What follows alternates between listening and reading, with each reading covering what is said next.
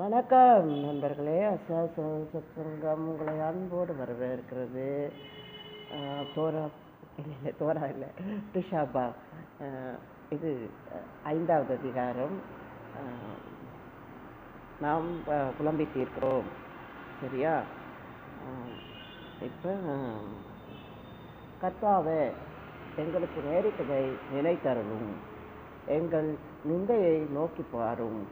எங்கள் சுதந்திரம் அந்நியர் வசமாகவும் எங்கள் வீடுகள் புரதேசத்தார் வசமாகவும் தாண்டி போயின. திக்கற்றவர்களானோம், தகப்பன் இல்லை. எங்கள் தாய்கள் விதவைகளைப் போல் இருக்கிறார்கள். எங்கள் தண்ணீரை பணத்துக்கு வாங்கி குடிக்கிறோம். எங்கள் விறகு விலைக்கிரயமாய் வருகிறது. பாரம் சுமந்து எங்கள் கழுத்து நோகிறது. நாங்கள் உழைக்கிறோம், எங்களுக்கு இளைப்பாறுதல் இல்லை. அப்பத்தால் திருப்தியாகும்படி எகிப்தியருக்கும் அசீரியருக்கும் எங்களை கையளித்தோம்.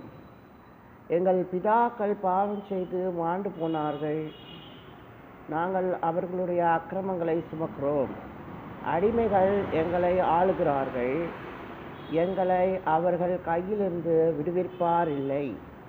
வனாந்திரத்தில் இருக்கிற பட்டயத்தினால் பிராண மோசத்திற்கு ஏதுவானவர்களாய் எங்கள் அப்பத்தை தேடுகிறோம். பஞ்சத்தின் கொடுமையினால் எங்கள் தோல் அடுப்பங்கரையை போல் கருத்து போயிற்று. சியோனில் இருந்த ஸ்திரீகளையும் யூதா பட்டணங்களில் இருந்த கன்னிகளையும் அவமானப்படுத்தினார்கள்.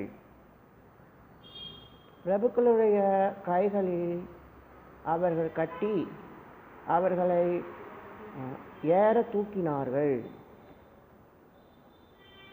முதியோர் முகங்கள் மதிக்கப்படவில்லை. வாலிபரை எந்திரம் மறைக்க கொண்டு போனார்கள். இளைஞர் விறகு சுமந்து இடறி விழுகிறார்கள். முதியோர்கள் வாசல்களில் உட்கார்கிறதும் வாலிபர் கிண்ணறங்களை வாசிக்கிறதும் நின்று போயிற்று. எங்கள் ஹிருதயத்தின் களி கூறுதல் ஒழிந்து போயிற்று. எங்கள் சந்தோஷம் துக்கமாய் மாறிற்று. எங்கள் தலையில் இருந்து கிரீடம் விழுந்தது. ஐயோ, நாங்கள் பாவம் செய்தோமே! அதனால் எங்கள் ஹிருதயம் பலட்சியமாயிற்று. அதனால் எங்கள் கண்கள் இருண்டு போயின. பாழாய் கிடக்கிற சியோன் மலையின் மேல் நரிகள் ஓடித் திரிகிறது.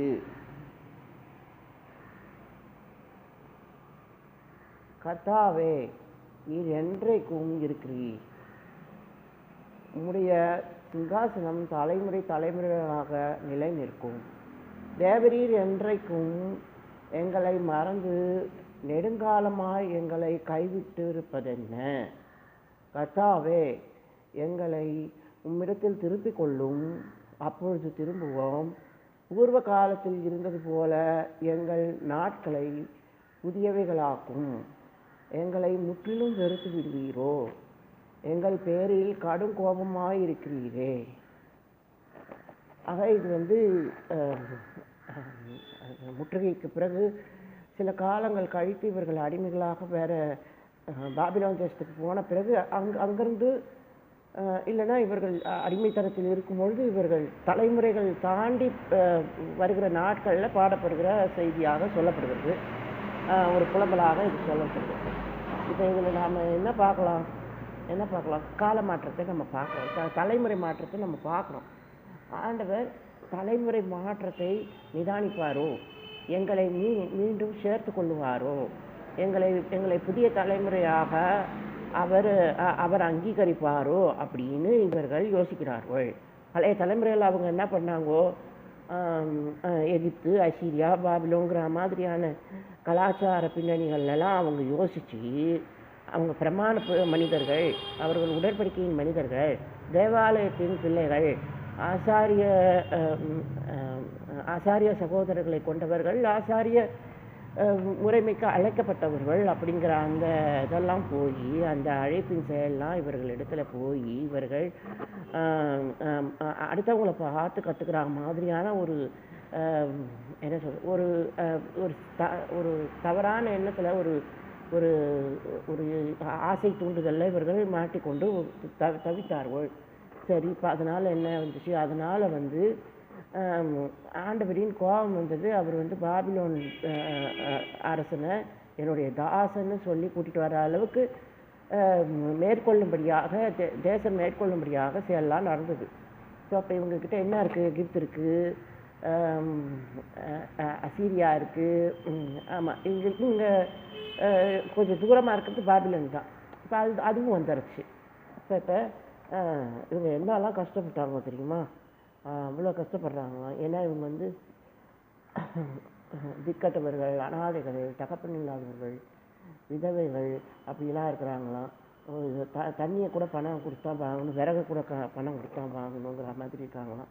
ஏன்னா தேசத்தில் இவர்களுக்கு அந்த மரியாதை இல்லை. இவர்களை கொள்ளையடித்தான் நினைக்கிறார்கள். ஸோ அப்போ இப்போ ரொம்ப பாரமான செயல்கள்லாம் செய்துக்கிட்டோம், பாரமெல்லாம் சுமக்கிறார்கள். இவங்க வந்து அந்த தேசத்தின் செயலுக்காக இவர்கள் களத்தில் நிற்கணும்னா இவர்கள் முன்னாடி நிறுத்துகிறார்கள். அதுவும் வெயிலில் பாலைவனத்தில் களத்தில் நிறுத்தி இவர்களை ஒரு என்ன சொல்கிறது, ஒரு அடிமை வீரர்களாக, ஒரு இதுவாக சாவுக்கு எதுவானவர்களாக முன்னிறுத்துகிறார்கள். இவர்களுக்கு ஒரு இது இல்லை. ஆமாம், கையை கட்டி தூக்கில் போட்டுறாங்களோ. ஆமாம், அப்படி தான் போட்டிருக்குது. வயசானவங்க முதியவர்கள் முகத்தை கூட அவன் பார்க்கறது இல்லை. ஏன்னா அவன் பார்க்கறது எல்லாம் என்னன்னு கேட்டிங்கன்னா பழைய கதை. ஸோ இவர்கள் தவறு செய்தார்கள், இவர்கள் தண்டனைக்குரியவர்கள். இதெல்லாம் வந்து ஆண்டவர் தான் சொல்லணும். தண்டனைக்குரியவர் தவறு செய்தார்கள், அதெல்லாம் ஆண்டவர் தான் சொல்லணும். ஏன்னா பாபிலோன் ஒன்றும் ஒரு சரியான தாசன் ஆண்டவர் சொன்னதுனால அவன் வந்து சரியான இடத்துலேருந்து அவன் வந்திருக்காங்கிறது நம்ம சொல்ல முடியாது. ஆமாம், நம்ம வந்து வீட்டை திறந்து காமிச்சோம், நம்ம வந்து ஹோம் டூர் கூட்டின்னு போனோம், பாபிலோனியன் அவன் ஆசை வச்சான். இப்போ ரெண்டு பக்கமும் தப்பு இருக்குது. ஆமாம், ஆனாலும் கூட இப்போ இந்த செய்தி என்னன்னு கேட்டிங்கன்னா, ஒரு பிரமாணம் இல்லை. ஒரு ஒரு ஒரு ஒருத்தருக்கு நம்ம வந்து இதில் வீழ்த்துக்கிறோம்னு சொன்னான்னா, ஒரு பெண்மணி பெண்கள் இருக்கிறார்கள், பெண்களை நம்ம எப்படி இது பண்ணணும், பெண்களை எப்படி நடத்தணுங்கிறது இருக்குது. ஆனால் அந்த மாதிரி இல்லை. ஒரு போர் குற்றம்னு சொல்கிறாங்களோன்னு, இனத்தாக்குதல் சொல்கிறாங்களோ, இந்த மாதிரி இனத்தாக்குதல் ஒரு பெரிய பழி வச்சுருக்கவங்கலாம் யார் பெண்கள் யார் ஆப்பிட்றாங்களோ அவங்கெல்லாம் பயன்படுத்தக்கூடிய, அதுவும் இராணுவ வீரர்கள் என்ன வேணால் செய்யலாம் அப்படிங்கிற மாதிரியான நிலைமை இருக்குது. இப்போ ஸ்ரீலங்காலெலாம் கூட அப்படி தான் நடந்தது. ஆமாம், எந்த பொம்மநாட்டி தமிழ் பொம்மநாட்டி கிடைச்சாலும் களத்தில் இருந்தால், அந்த பகுதியில் இருந்தால் அவர்கள் மானக்கேடாகத்தான் போவார்கள். ஏன்னா அதுவும் அவனுக்கு கிரேடே கிடையாது. அவன் சாதாரண இராணுவ வீரனாக இருக்கலாம், தலைமை இடத்துல கூட இல்லாமல் இருக்கலாம். ஆனால் அவனுக்கு அது இதுவாக இருக்கும். ஏன்னா இவங்க போன வாழ்க்கையில் இவங்க ரொம்ப பெரிய இடத்துல இருந்திருப்பாங்க, அரசாங்கத்தில் இருந்திருப்பாங்க. ஆனால் அதை பற்றிலாம் யோசனை இல்லை. ஆனால் நீங்கள் ஏன் அப்படி யோசிக்கணும்னா, ஒரு விதிமுறைன்னு ஒன்று இருக்குது. அவங்க என்ன மாதிரி இருந்தாங்க, என்ன இடத்துல இருந்தாங்கோ அப்படின்லாம் யோசித்து தான் நம்ம அவங்கள செய்யணும். எப்படி இருந்தாலும் பொதுவான வீழ்ச்சி தான், பொதுவான அடிமை கொள்ளப்பட்ட மக்கள் தான். ஆனாலும் கூட இவனை நான் அரண்மனையிலேருந்து கூட்டிகிட்டு வந்தேன், இவனை நான் இங்கே குடிசையிலேருந்து கூட்டிட்டு வந்தேங்கிற ஒரு வித்தியாசத்தை பதிவு பண்ண வேண்டும். ஆமாம், ஏன்னா இவனுக்கு அது பழக்கம் இல்லையோன்னு. ஆனால் பழக்கம் இல்லாத செயலாம் கூட இப்போ இவர்கள் வித்தியாசம் இல்லாமல் தீர்க்கப்படுகிறார்கள். வித்தியாசங்கிறது இப்போ இது போயிடுச்சு. ஏன்னா இவர்கள் வீழ்த்தப்பட்டு விட்டார்கள். ஆனாலும் கூட ஒரு பதிவு கூட இல்லை அப்படிங்கிறத பற்றி இவங்க சொல்லிட்டு இருக்காங்க. இப்போ இப்படி பதிவு இல்லாமல் போகிறது. இப்போ நம்ம ரசிக்கப்படுறோம், நம்ம கேட்குறோம் இல்லையா, நம்ம பெரிய ரவுடியாக இருந்தேன், கொலை பண்ணேன், கொள்ளை அடித்தேன், இது மாதிரி பாலியல் குற்றங்கள்லாம் செய்தேன். ஆனால் ஆண்டவர் எனக்கு தெரிஞ்சிருந்தார், என்னை ஆலயத்தில் சேர்த்தார், என்னை ஒரு புது மனிதனாக ஆக்கிட்டார். உண்மையிலே ஆண்டவரால் உங்களுடைய எல்லா பழைய வாழ்க்கையும், அந்த நெருப்பிலிருந்து எந்திரிச்சு வந்த பிள்ளைகள் இருக்கிறாங்க இல்லையா, சாத்ராக், ஆபேத்நேகோ, மேஷாக் இருக்காங்க இல்லையா, அது மாதிரி அந்த நெருப்பின் வாசனை கூட இல்லாத வரைக்கும் உங்களுடைய வாழ்க்கையை ஆண்டவர் கொண்டு போக முடியும். ஆனால் பொறுப்பு உங்களோடது. ஆமாம். இப்போ நீங்கள் வந்து செய்த குற்றத்துக்கு தண்டனை அனுபவிக்கலை. ஆண்டவர் உங்களை கூட்டிகிட்டு வந்ததுக்கு, ஏன்னா நீதி எப்படியும் உங்களை தண்டிக்க போகிறது இல்லை. ஏன்னா நீங்கள் வந்து ஆதாரம் இல்லாமல் இருக்கிறீர்கள். உங்களை அரசாங்கம் தண்டனை கொடுக்க போகிறதில்லை. ஏன்னா நீங்கள் அவ்வளோ டெக்னிக்கலாக இருந்திருக்கீங்க. எந்த குற்றம் செஞ்சாலும் நீங்கள் இப்போ குடும்பத்துக்குள்ளே ஒருத்தருக்கு நீங்கள் தவறு செய்கிறீங்கன்னு சொல்லுவாங்க. ஒரு குடும்பத்தில் இருக்கிற ஒரு பொம்பளையை நீங்கள் துஷ்பிரயோகம் பண்ணுறீங்கோ, பாலியல் குற்றம் பண்ணுறீங்கன்னு வச்சுக்கோங்களேன், அவள் தான் சொல்லணும். ஆமாம். இதை போய் நம்ம நீதிபதியோ இதுவோ கோர்ட்டோ சொல்ல முடியாது. ஆமாம். அவள் குற்றம் நடந்து விட்டது, அத்துமீறல் நடந்து விட்டது, இது நடந்துச்சு. ஆனால் நீங்கள் அதுக்கு வந்து தண்டனை அடையணும்னு சொல்லும் போது உங்களுக்கு நடக்காது. ஏன்னா நீங்கள் ரசிக்கப்பட்டுட்டீங்க. நீங்கள் ஆளை, அதாவது ஒரு இதை சந்திச்சிட்டீங்க, ஒரு நல்ல செய்தியை சந்தித்து விட்டீர்கள். அதனால் உங்களுக்கு இப்போ தண்டனை செயல் இல்லாமல் போய்விட்டது. இன்னும் கேட்டால் உங்களுக்கு பிரகாசமான வாழ்க்கை, ஒரு ஒரு ஒரு என்ன சொல்கிறது, ஒரு மறுவாழ்வின் செயலே கூட உங்களுக்கு வாய்க்கலாம். உங்களுக்கு சுக்கிர தசை நடக்கலாம். அப்படி தானே நம்ம சத்சங்கத்தோட டாக்கில் இருக்கிறோமோ, அதை கூட ஆண்டவர் உங்களால் வாய்க்க செய்ய முடியும். நீங்கள் குற்றவாளிங்கிறத மறந்து உங்களுக்கு உங்கள் சுக்கிர திசையை கூட உங்களுக்கு கொடுக்க முடியும். உங்களால் உங்களுக்கு அதை வாய்க்க செய்ய முடியும். உங்கள் நல்ல நேரத்தை உங்களுக்கு கொடுக்க முடியும். உங்களோட நல்ல வாழ்க்கையை உங்களுக்கு கொடுக்க முடியும். ஆனாலும் நீங்கள் குற்றவாளிங்கிறது உங்களுக்கு தெரியும், உங்கள் மனசாட்சிக்கு தெரியும். நீங்கள் அதுக்கான இது உங்களுக்கு இருக்குது, அதுக்கான தண்டனை இருக்கிறது, அதுக்கான நேரம் இருக்கிறது, அது மேற்கொள்ளப்படும், அது வந்து கணக்கு கேட்கப்படுங்கிறத நீங்கள் நினப்பில் வச்சுக்கணும். இப்போ அதுதான் இந்த பிள்ளைகள் கேட்குறார்கள். இந்த புதிய தலைமுறை கேட்குறது. நீ கணக்கு பார்க்கலையா? நான் வந்து தலைமுறை மாறி இருக்கிறத நீ யோசிக்கலையா? அதை பாருங்க. எப்படின்னா அவங்க வந்து பல்லக்கு வச்சு தூக்கின்னு போகிறாங்கன்னு வச்சுக்கோங்களேன். அந்த பல்லக்கை வாசலில் நிறுத்துவாங்க. ஒரு ஒட்டகம் கூட அந்த வெயிலில் நிற்காது. ஆனால் இந்த அடிமைகள் அந்த பல்லக்கு பக்கத்திலே நிற்கணும். ஆமாம். தண்ணி குடிக்கக்கூடாது, நவந்து போகக்கூடாது. ஏன்னா இவன் வந்து உள்ளே போயிட்டு வெளியில் வரணும். இவன் ஒரு ஓட்டத்தில் இருக்கான். இவன் யார் அடிமை கொண்டானோ, யார் மேற்கொண்டானோ, ஒரு பாபிலோனியன் உள்ளே இருக்கான். நீங்கள் வெளியில் நின்று வெயிலில் கருத்து போகணும். ஏன்னா நீங்கள் அவனோட அடிமை. ஏன்னா நீங்கள் இப்போ அரசாங்கம் வேலை செய்கிறீங்கோ, அவனுக்கு பல்லக்கு தூக்குறீங்கோ. அந்த ஒரு காரணத்துக்காக உங்களை வெயிலில் நிற்க வச்சு அவன் வந்து கருப்பாக்குறான். சரி. இப்போ அந்த மாதிரியான நிலைமை இருக்குது. இப்போ நீங்கள் இதை யோசிச்சு பாருங்கள். இந்த தண்டனை செயலை நீங்கள் யோசிச்சு பாருங்கள். இதுதான் ஆண்டவர் இந்த தண்டனையை நீங்கள் யோசிச்சு பாருங்க. ஆண்டவர் உங்களுக்கு ஒரு புது வாழ்வை கொடுத்து உங்களுடைய மனசையே மாற்றி உங்களுக்கு ஒரு வாழ்வை கொடுத்து உங்களை மறக்க செய்து உங்களுடைய ரட்சிப்பின் செயலில், அதாவது ரட்சிப்பை எப்படி டிஃபைன் பண்ணுவீங்க? ஆமாம். நீங்கள் உங்களை ஆண்டவர் எப்படி ரட்சித்தார் அப்படின்னு நீங்கள் நினைப்பீங்க. ஆண்டவர் தன்னுடைய சிலுவை காட்சியை கொடுக்குறார். தான் வந்து எப்படி உங்களுக்காக ஒரு ஒரு ஒரு தியாகமான பலியானேன்னு சொல்கிறார். ஆனால் அவர் விலை செலுத்தியிருக்கிறார். நாம் அதையும் தெரிந்து கொள்ள வேண்டும். ஆமாம். ஒருத்தர் வந்து அதை உணர்த்தணும். இப்போ ஒரு கதை சொன்னாப்புல, நம்ம அண்ணன் சொன்னாங்க. அது வந்து என்னென்னா, ஒரு பையன் ஒரு படகு பொம்மையை செய்கிறான். அந்த படகு பொம்மையை அவன் கஷ்டப்பட்டு கையால் செய்கிறான். அதை வந்து அவன் தொலைச்சிட்டான். இல்லைன்னா அது எங்கேயோ காணாமல் போயிட்டு அது வந்து வீதிக்கு வருகிறது, கடைக்கு வருகிறது. கடையில் வந்து அந்த பொம்மையை கொண்டு வந்து விற்கிறாங்க. அவன் வந்து இதை யோசிக்கிறான். இது நான் உருவாக்கிய பொம்மை. இங்கே பாருங்க, நான் இங்கே வந்து இது போட்டேன், இங்கே ஆணி அடித்தேன், இங்கே மரம் பாயிடுச்சினேன் அப்படி இப்படின்னு அவன் சொல்கிறான். இங்கே இது இருக்கும், அங்கே அது இருக்கும், இந்த துடுப்பு இங்கே இருக்கும், இந்த விசிறி இங்கே இருக்கும், எல்லாம் அவன் சொல்கிறான். இந்த விசை இங்கே இருக்கும், எல்லாம் சொல்கிறான். அவன் சொல்லி இது என்னோடது, நான் உருவாக்கினேன்னு, எனக்கு இது வேணும்னு கேட்குறான். ஆனால் அவன் என்ன சொல்கிறான், நீ இதுக்கு விலை கொடுக்கணும், இப்போ இது கடைக்கு வந்துருச்சு, ஸோ இப்போ நீ விலை கொடுத்தா தான் நான் உனக்கு கொடுப்பேன்னு அந்த கடைக்காரர் சொல்கிறான். இப்போ இதுக்காக இவன் போய் தான் சேர்த்து வச்சிருக்கிற இது பணத்தை எல்லாம், அதாவது தன்னுடைய பாக்கெட் மணியெல்லாம் இவன் எடுத்துகிட்டு வந்து அந்த கடைக்காரர்கிட்ட கொடுக்குறான். கொடுக்கும்போது என்ன பத்தலை. இப்போ 100 ரூபான்னு வச்சுக்கோங்களேன். அவன்கிட்ட வெறும் 20 ரூபா 30 ரூபா தான் இருக்குது. அதை அவன் கொடுத்துட்டு ஒரு அச்சாரம் கொடுத்துட்டு, இது வந்து நான் செஞ்ச படகு, ஆனாலும் நீ விலைக்கு கேட்குற, அதனால் வந்து வெயிட் பண்ணு, நான் வந்து மீதி காசையும் கொடுத்துட்டு வாங்கிட்டு போகிறேன் அப்படின்னு அந்த பிள்ளை சொல்லுகிறது. ஸோ இப்படியான ஒரு ரிடம்ஷன் ஒன்று இருக்குது. விலை கொடுக்கப்படுகிறத நீங்கள் பார்க்கலாம். அதுவும் இஎம்ஐயில் விலை கொடுக்குற மாதிரி இருக்குது விஷயம்.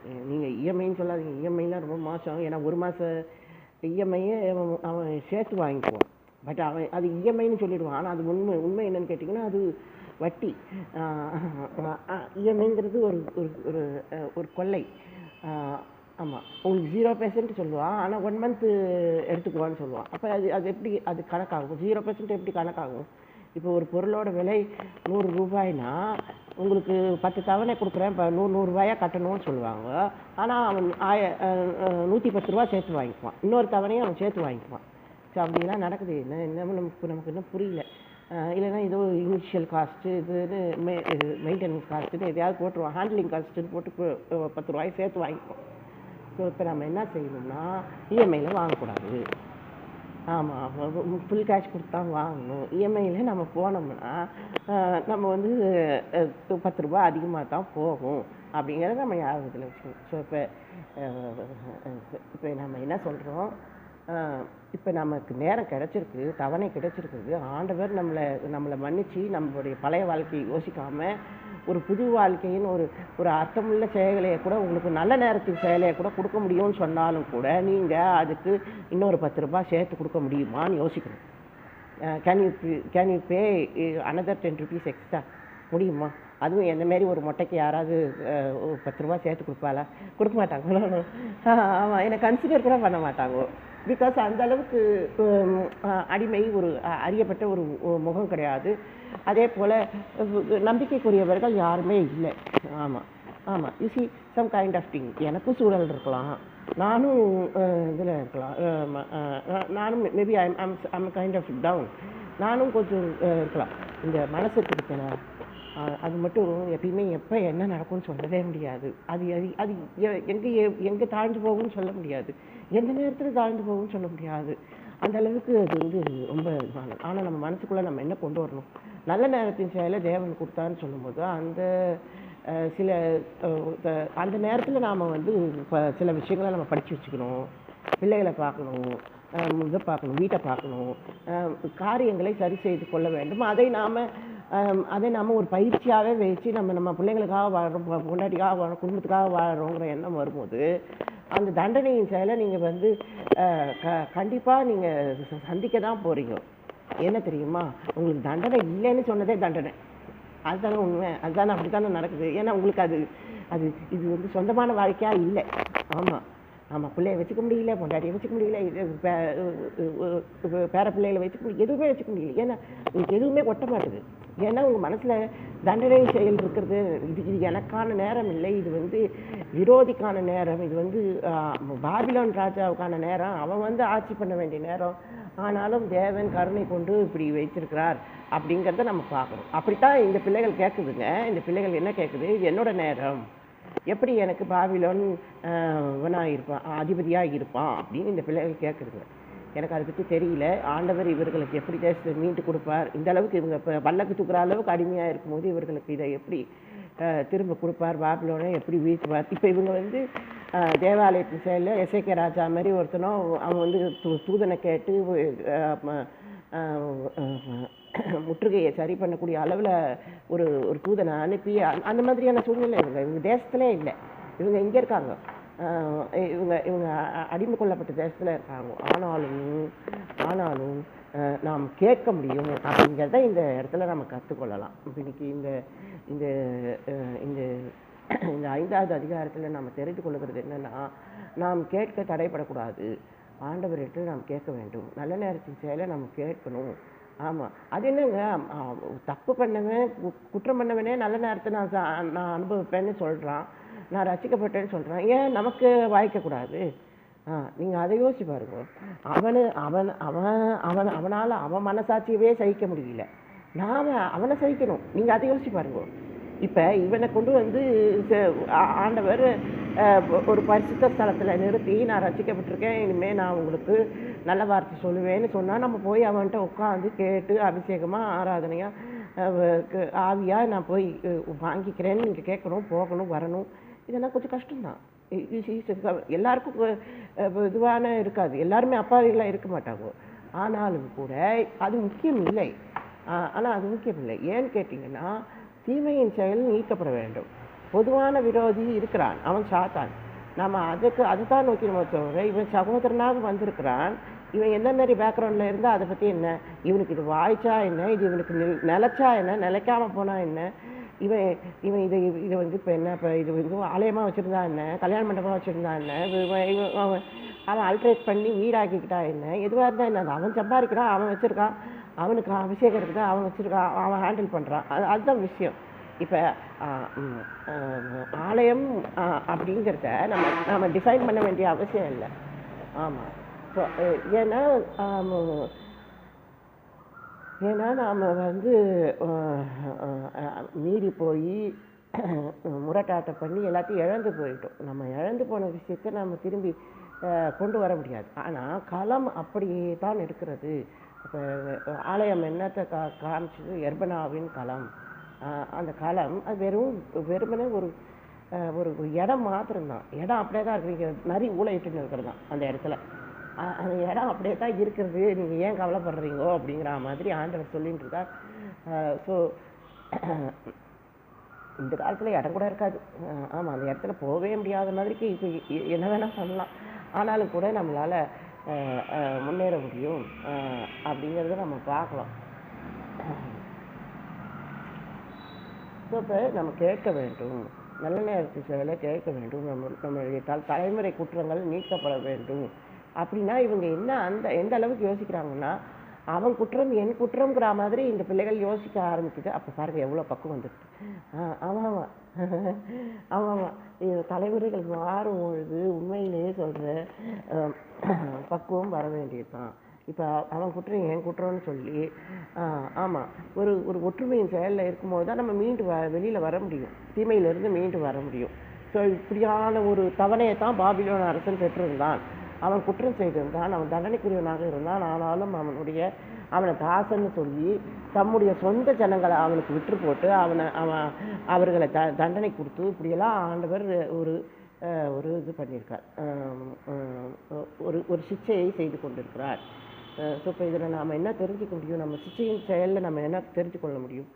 தேவன் ஒரு சுப்ரீம் சாவர்னிட்டி, அவருடைய இணையில்லாத ஆளுமை வந்து அப்படிங்கிறத நம்ம தெரிஞ்சுக்கணும். அதுதான் இவங்க சொல்கிறாங்க, நீங்கள் இணையில்லாத ஆளுமை இருக்கிறது, நீங்கள் தலைமுறைகளுக்கு தேவன் அப்படின்னு இவங்க சொல்லி அறிக்கை பண்ணி கொண்டு இருக்கிறார்கள். ஸோ இப்போ தலைமுறைகள் தேவன் இவங்க அறிக்கை பண்ணுறது என்ன செயல் என்னன்னு கேட்டிங்கன்னா, உங்களுடைய ரட்சிப்பு வாய்க்கணும் அப்படின்னு அவங்க நினைக்கிறாங்க. ஒன்றும் நாங்கள் எவ்வளோ பெரிய விஷயம், உங்களை கொள்ளையிட்டுட்டாங்கோ, நீங்கள் பெரிய வீட்டில் இருந்தீங்க, இப்போ வந்து கஷ்டப்படுறீங்க, வீதிக்கு வந்து கஷ்டப்படுறீங்க, எல்லாமே உண்மை தானா? இதெல்லாம் மாற்ற முடியாது, இதெல்லாம் எதிர்கொள்ள முடியாத உண்மைகள் தான். ஆனாலும் கூட இப்போ என்ன பேசுகிறாங்கோ, நீங்கள் முன்னாடி பாவம் பண்ணிக்கோ அதனால் வந்ததுன்னு பேசுகிறாங்கோ. ஆனால் அப்படி இல்லை. மேற்கொள்ள, கேட்க, பெற்றுக்கொள்ள புதிய தலைமுறையின் செயலில் மனிதர்கள் இருக்கிறோம். நாங்கள் எங்களுக்குள்ளே கேட்க முடியும், பெற்றுக்கொள்ள முடியும். எங்கள் அப்பா தப்பு செஞ்சார் தான், ஆனால் அதுக்காக நான் அவருக்காக கேட்க முடியும். ஆமாம், அவருக்காக கேட்க முடியும், என்னால் முன்னேற முடியும். ஸோ இப்போ ஒரு குடும்பத்தில் ஒருத்தருக்கு சனி தசை நடந்ததுன்னா இன்னொருத்தருக்கு சுக்கிர தசை நடக்கட்டுமே. அப்படி தான் நாம் யோசிக்கணும். ஆனால் ஒருத்தருக்கு ஒருத்தர் அவர்களுடைய நேரத்தின் செயலில் நம்ம வந்து பகிர்ந்து வாழணும். ஆனால் செயல் என்ன இங்கே ஒரு குற்றம் மறைக்கப்படுகிறது இருக்கலாம். ஆனால் இங்கே ஒரு விக்டிம் இருக்கிறான், அதாவது பாதிக்கப்பட்டவன் இருக்கிறான், அவனுக்கு நீதி கிடைக்கணும். அதெல்லாம் செயல் இருக்குது, அவனுக்கு அதெல்லாம் கஷ்டமாக இருக்குது.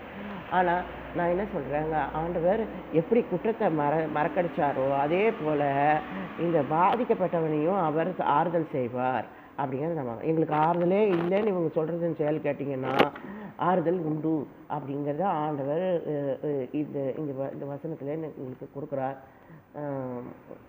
நீங்கள் ஆறுதலை அடைய முடியும். உங்களுக்கு ஒரு கனவு மாரி கலைஞ்சு போயிடும். கனவு எப்படி கலைஞ்சு போச்சுன்னா, கனவு ஞாபகத்தில் இருக்காது. அப்போ ஞாபகம் இல்லாத அளவுக்கு நீங்கள் பழைய வாழ்க்கையை மறக்கணும். ஏன்னா உங்கள் வீட்டில் பிள்ளைகள் இருக்கிறார்கள், நீங்கள் அவங்க பற்றி யோசிக்கணும். நீங்கள் அவங்களுக்காக புதிய தலைமுறையை தலைமுறைகளாக நீங்கள் யோசித்து கொண்டு இருக்கணும் என்று ஆண்டவர் தலைமுறையின் தேவன்கிறத நம்ம தெரிந்து கொண்டு நம்ம அதற்காக பணி செய்ய வேண்டும் அப்படிங்கிறத நம்ம தெரிந்து கொண்டு நம்ம அதுதான் யோசிச்சுட்டு இருக்கணும். இன்னைய வாழ்க்கை தான் யோசிக்கணும், நேற்றை பற்றி யோசிக்கக்கூடாது. நம்மக்கிட்ட இருக்கிற அந்த இதை கூட நம்ம யோசிக்கக்கூடாது, நம்மக்கிட்ட இருக்கிற அந்த சங்கடத்தை கூட நம்ம யோசிக்கக்கூடாது. ஆமாம், நம்ம மேலே இருக்கிற இந்த இந்த இந்த வல்லமையான கரத்தின் செயலில் நம்ம துன்பப்படுகிறோம். ஆனாலும் இது குடும்ப ஒற்றுமையில் உதவியான விஷயம். நீங்கள் தெரிஞ்சுக்கிட்டு நீங்கள் மறதியில் இருக்கக்கூடாது, வாதையில் இருக்கக்கூடாது. ஏன்னா ஆலயம் வாதை நீங்கிய இடம்னு தெரிஞ்சு ஒரு ஒரு நல்ல கோதுமை மணியாக கலைஞருக்கு சேர்க்க முடியாக நீங்கள் வர வேண்டும் அப்படின்னு நம்ம கேட்டுக்கலாம். இன்றைக்கி ஜெபிப்போம். எங்கள் அருமை பிதாவே, நம்ம நன்றியோடு ஸ்தோத்தரிக்கிறோம். கர்த்தாவே, எங்கள் மீது இறக்க வைங்கோ. ஆண்டவரே ராஜா, அப்படியாக எங்களை சூழ்ந்து இருக்கிற இந்த ஆண்டவரே ராஜா, இந்த ஆண்டவரே இந்த தண்டனை நேரத்தை மாற்றி போடுங்கோ. ஆண்டவரே ராஜா, நாங்கள் இழந்து போனதெல்லாம் கர்த்தாவே ராஜா, ஏசப்பா ராஜா, நீங்கள் மீட்டு கொண்டு வாங்க கர்த்தாவே. ஒற்றுமையில் கொண்டு வாங்க, சகோதரிகளை கொண்டு வாங்கோ. ஆண்டவரே ராஜா ஏசப்பா, இந்த இந்த இந்த இந்த பொல்லாத பாபிலோனின் செயலிலிருந்து எங்களை மீட்டு கொண்டு வாங்க கர்த்தாவே. ஆண்டவரே ராஜா ஏசப்பா, எங்களை ஒளியாக கொண்டு வாங்கோ. எங்களை சகோதரர்களாக இந்த இந்த இந்த இந்த இந்த சமுதாயத்தின் சகோதரர்களாக கொண்டு வாங்க. புதிய திறமைகளை கொடுங்க. புதிய ஆண்டவரே ராஜா, புதிய கண்ணோட்டத்தை, புதிய காட்சியை கொடுங்கோ. உங்களுடைய சிங்காசனத்தை எங்களுக்கு வெளிப்படுத்தி காட்டுங்கோ. தலைமுறைகளின் தேவனாக நீங்கள் மகிமைப்படுங்கோ. இயேசுவின் நாமத்தை கேட்குறோம் பிதாவே. சசங்கம். நன்றி நண்பர்களே.